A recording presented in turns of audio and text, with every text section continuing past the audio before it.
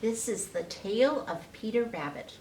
It was written by Beatrix Potter and it's illustrated by David McPhail.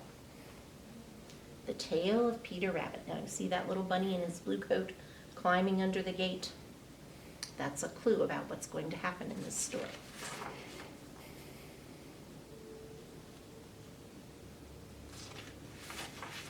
Now there's Peter, and he's already lost a red shoe in the cabbages. Once upon a time, there were 4 little rabbits, and their names were Flopsy, Mopsy, Cottontail, and Peter. They lived with their mother in a sandbank underneath the root of a very big fir tree.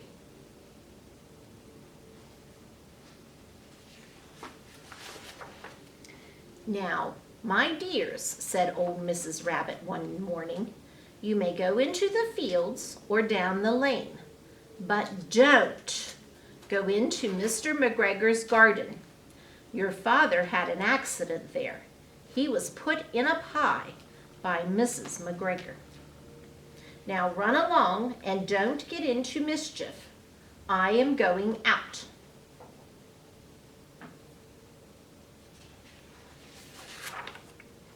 Then old Mrs. Rabbit took a basket and her umbrella and went through the woods to the baker's. She bought a loaf of brown bread and 5 currant buns. Flopsy, Mopsy, and Cottontail, who were good little bunnies, went down the lane to gather blackberries. But Peter, who was very naughty, ran straight away to Mr. McGregor's garden and squeezed under the gate. Now remember, his mama told him not to go to Mr. McGregor's garden. First he ate some lettuces and some French beans, and then he ate some radishes, and then, feeling rather sick, he went to look for some parsley. But round the end of the cucumber frame, whom should he meet but Mr. McGregor? Mr. McGregor was on his hands and knees, planting out young cabbages. But he jumped up and ran after Peter, waving a rake and calling out, "Stop, thief!"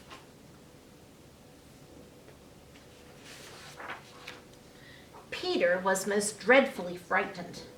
He rushed all over the garden, for he had forgotten the way back to the gate.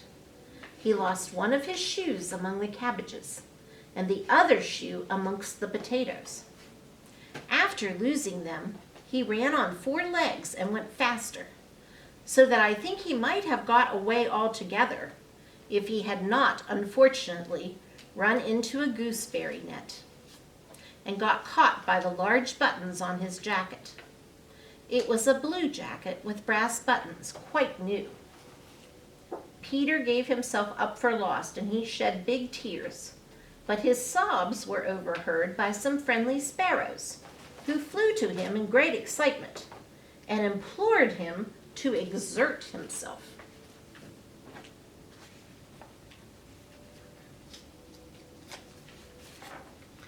Mr. McGregor came up with a sieve, which he intended to pop on the top of Peter. But Peter wriggled out just in time, leaving his jacket behind him, and rushed into the tool shed and jumped into a can. It would have been a beautiful thing to hide in if it had not had so much water in it. Mr. McGregor was quite sure that Peter was somewhere in the tool shed, perhaps hidden under a flower pot. He began to turn them over carefully, looking under each. Presently, Peter sneezed. Kerchoo! Mr. McGregor was after him in no time and tried to put his foot upon Peter, who jumped out of a window, upsetting 3 plants. The window was too small for Mr. McGregor, and he was tired of running after Peter. He went back to his work. Peter sat down to rest. He was out of breath and trembling with fright, and he had not the least idea which way to go. Also, he was very damp with sitting in that can. After a time, he began to wander about, going lippity, lippity, not very fast, and looking all around. He found a door in a wall, but it was locked, and there was no room for a fat little rabbit to squeeze underneath. An old mouse was running in and out over the stone doorstep, carrying peas and beans to her family in the wood. Peter asked her the way to the gate, but she had such a large pea in her mouth that she could not answer. She shook her head at him. Peter began to cry.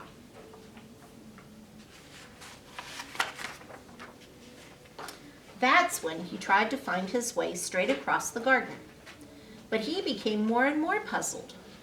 Presently he came to a pond where Mr. McGregor filled his water cans. A white cat was staring at some goldfish. She sat very, very still, but now and then the tip of her tail twitched, as if it were alive. Peter thought it best to go away without speaking to her. He had heard about cats from his cousin, little Benjamin Bunny. He went back towards the tool shed, but suddenly, quite close to him, he heard the noise of a hoe. Scritch, scratch, scratch, scritch. Peter scuttled underneath the bushes. But presently, as nothing happened, he came out and climbed upon a wheelbarrow and peeped over. The first thing he saw was Mr. McGregor hoeing onions. His back was turned toward Peter, and beyond him was the gate.